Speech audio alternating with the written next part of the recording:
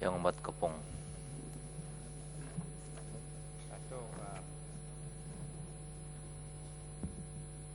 Datuk Yang Ketua, saya bangun untuk menyertai perbahasan ini dengan perasaan yang bercampuran kerana saya nampak ada gejala-gejala yang menunjukkan itu matlamat rancangan Malaysia ke-6 ini, ke-9 ini belum mencapai setelah dilaksanakan 2 tahun setengah.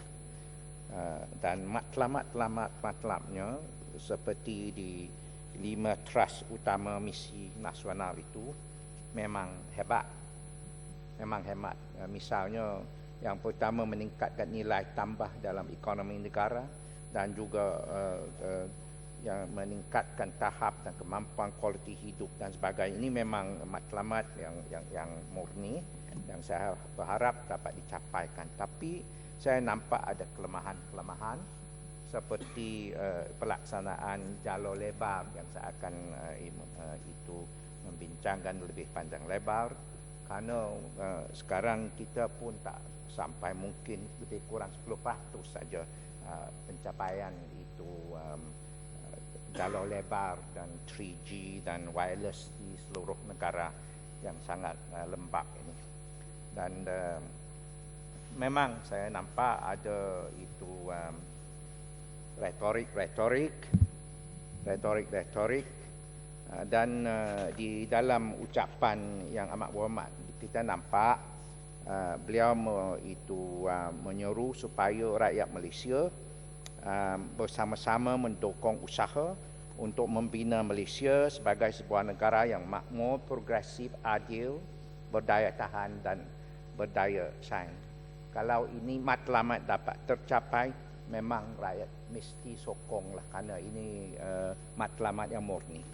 Walau bagaimanapun, kerana wujudnya kelemahan-kelemahan dan ada retorik, manis sungguh tebu seberang dari akar sampai ke pucuk.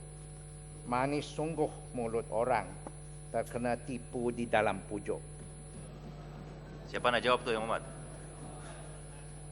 Datuk Yang Ketua, abang tak belum bermula saja tu.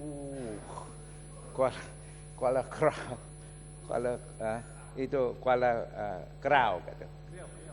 Kerau tu memang dah dia menyeliru itu keliru sikit dah Kerau tu.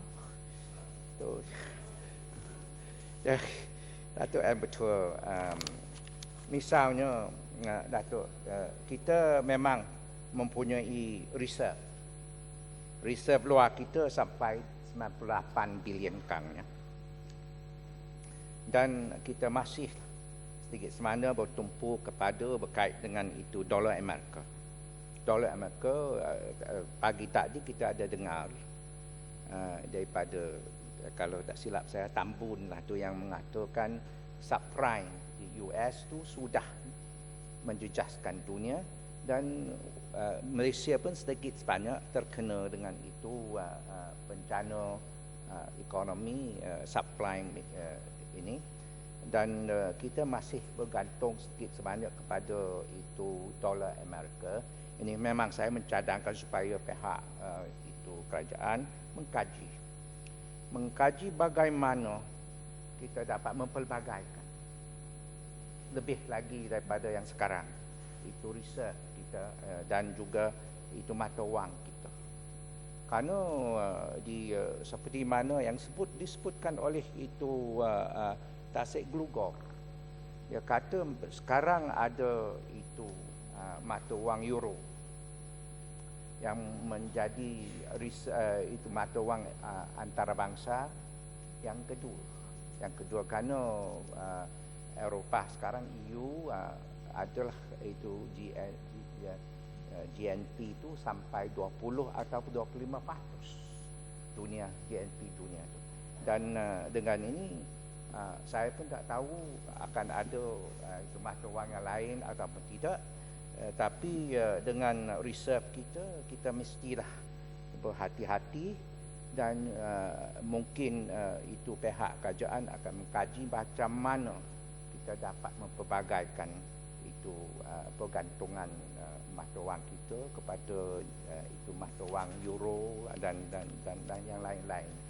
Dan di sini saya pun hendak menyaksikan pihak kerajaan beritahu kepada Dewan Yang Mulia ini bagaimana itu reserve kita dapat digunakan dengan tepat. Kalau kita lihat di Norway memang dalam 40 tahun ini dia memang kaya kerana itu dia dapat gas dan minyak mentah di North Sea dengan banyak. Tapi di dalam reserve Norway itu dia gunakan, dia melaborkan dengan tepat, dengan itu berhati-hati, dan sekarang itu reserve dan juga keadaan negara Norway itu memang sangat hebat. Sebab itu saya mencadangkan supaya pihak kerajaan itu memberitahu kepada Dewan Yang Mulia bagaimana kita dapat itu menggunakan reserve kita dengan baik. Kerana reserve 98 bilion ini memang ke nombor 12 dah di dunia itu, kalau tidak silap saya 12 dah. Dan itu mengenai reserve dan mata wang. Dan seterusnya Dato' Yang Ketua mengenai itu masalah proton kita. Walaupun saya nampak itu Menteri Kewangan sudah kata kita sekarang tu tidak lagi berunding dengan itu